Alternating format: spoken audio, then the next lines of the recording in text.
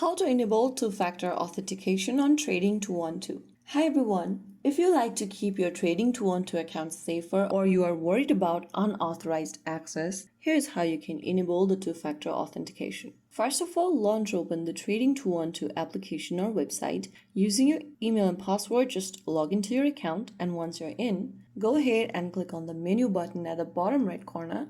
And from this menu over here, tap on Settings at the bottom. Now on the next page, click on Privacy and Security and tap Two-Factor Authentication. Now, you'll need to choose an authentication method. You can tap on Trusted Device Verification or Authenticator App Verification.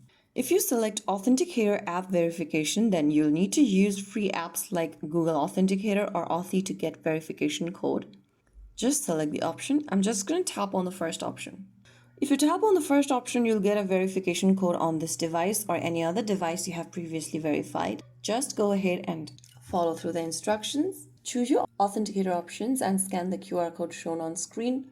Enter the 6-digit code it generates to confirm everything is working, and once confirmed, your two-factor authentication will be activated. So that's how you do it. If you found the video helpful, don't forget to like, share, and subscribe to our channel. I will see you again in the next video. Thank you for watching.